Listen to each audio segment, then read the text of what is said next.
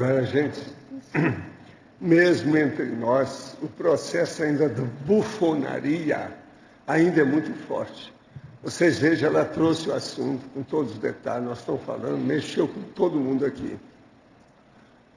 Por outro lado, no outro extremo, faz 3 dias que nós deixamos esse busto aqui, ninguém tocou no assunto. Eu estava esperando que alguém fosse falar. O cara foi médico, filósofo, uma cabeça. Agora, é uma ave que eu coloquei em cena, Avicena. Ninguém observou, ninguém falou nada, faz 3 dias.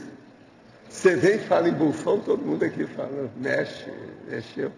Ele, ninguém falou nada. Eu acho que a maioria de vocês não sabe nada quem foi esse cara, né? Levanta a mão quem é que não sabe nada com sinceridade. Ó. Alguém precisa escrever aí sobre o Avicena. Tem que colocar essa ave em cena. Aí, ele é filósofo, ele era médico, era filósofo também. Está entendendo? Acho que seria alguém falar, isso aí foi uma cabeça, ajudou muita gente.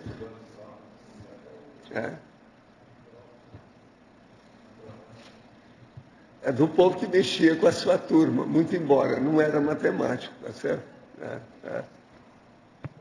Nossa, tiveram outros semelhantes a ele na Andaluzia, né? Por que o senhor está chamando mais atenção para ele específico? Que ele, né? Ele, o Averroes, né? São os maiores, que todo mundo fala, né? Da época, né?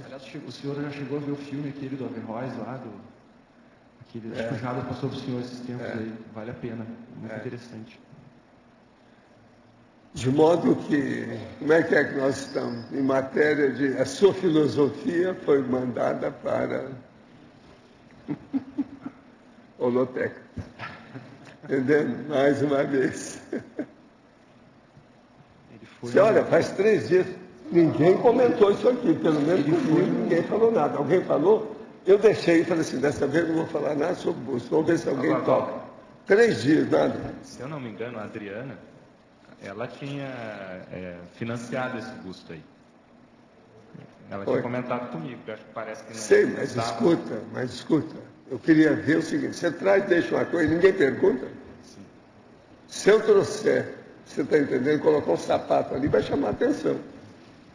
A questão é assim, eu acho que vale a pena comentar que ele viveu numa época, no Ocidente, era a Idade Média, uma época medieval que era a Idade das Trevas, como se diz, né? A igreja mandava em tudo.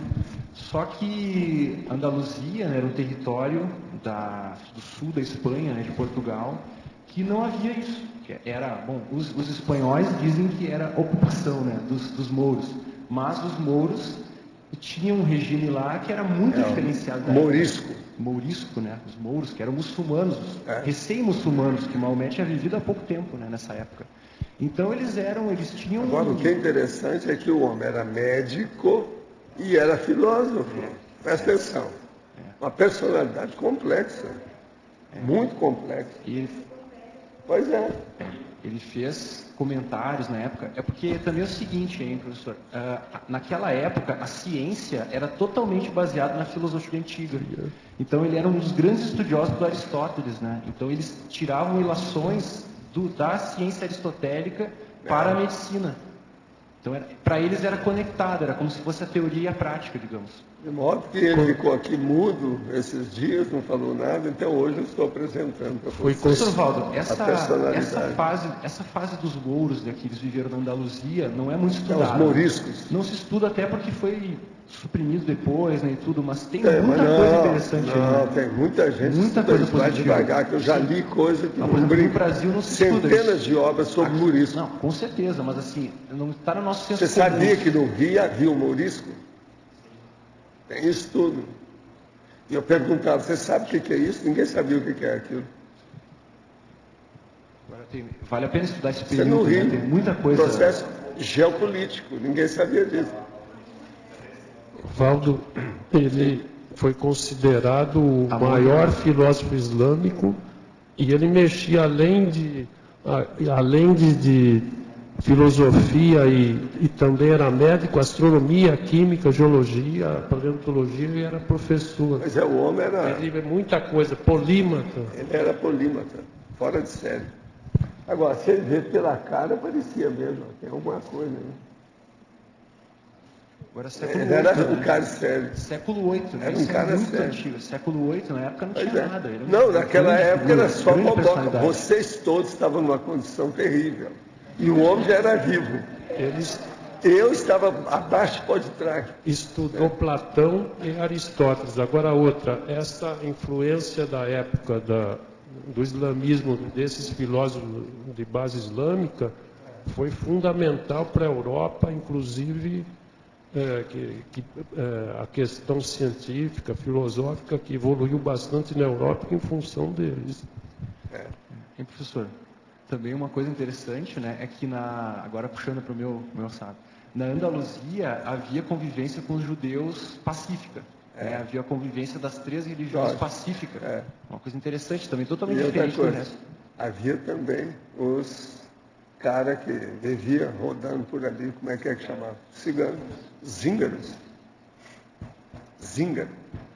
Tudo isso havia. E esses filósofos, eles levaram para a Europa, eles, vamos dizer, fizeram renascer na Europa toda a cultura grega, que eles eram geralmente platônicos e aristotélicos. Eles levaram essa cultura, essa filosofia para lá e foi de extrema importância. É porque os árabes, né, eles tinham uma política, né, os muçulmanos, no início, eles tinham uma política de fazer cópia de todas as grandes obras. Então, em Bagdá, eles tinham bibliotecas imensas, né? Andaluzia era ligada, né, a Bagdá. E na Andaluzia também tinha. Então, isso começou a ser levado para via França, né? Para Espanha, para a França, e começou a circular na França. E essas obras clássicas, que eram do Aristóteles e do Platão, eles não tinham mais. Que na Europa tinham destruído, né? Eles não cuidavam, não tinha isso. Então, começou a fazer essa revolução por dentro, né? A igreja era baseada em Aristóteles. Só que no Aristóteles só filosófico. Não era o Aristóteles cientista natural, né? Então isso chegou, deu um problemão lá na Eu igreja. penso que está havendo uma espécie de revivalismo bom, positivo a respeito do processo de história, devido à internet e os problemas que estão agora começando a acordar. E se acabar o livro, o que vai acontecer? Como é que vão fazer com o livro? Isso aí está mexendo com o povo. Isso aí eu vejo uma parte boa dessa história. Eu estou vendo que a televisão, de vez em quando, está trazendo mais artigos seriados, apresentações, intervenções e entrevistas sobre processo de biblioteca e livro. Isso é porque está mexendo no bolso, no interesse, algumas coisas aí, no comércio e na indústria dos processos. Eu acho que vai haver um revivalismo.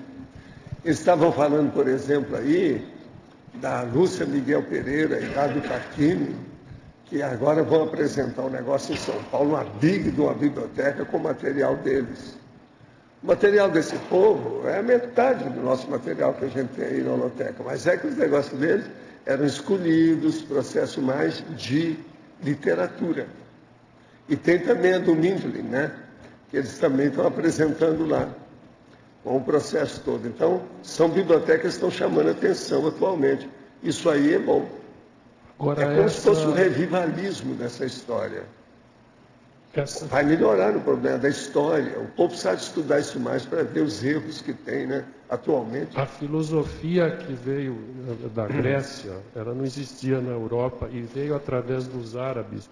E que na escolástica desenvolveu essa filosofia através desse conhecimento desses árabes, do Avicena e outros mais, e que depois isso aí culminou na Renascença. Agora, atualmente, eles dão valor demais para a literatura. Essa do Otávio Tarquini de Souza, da Lúcia Miguel Pereira, que tinha aquele negócio todo, é gênero da literatura. Eles eram um casal que é um casal de uma dupla praticamente exitosa, perfeita. E eles morreram numa viagem de avião. A maioria ninguém sabe disso. Eu sei da história, não foi por causa dos processos, não.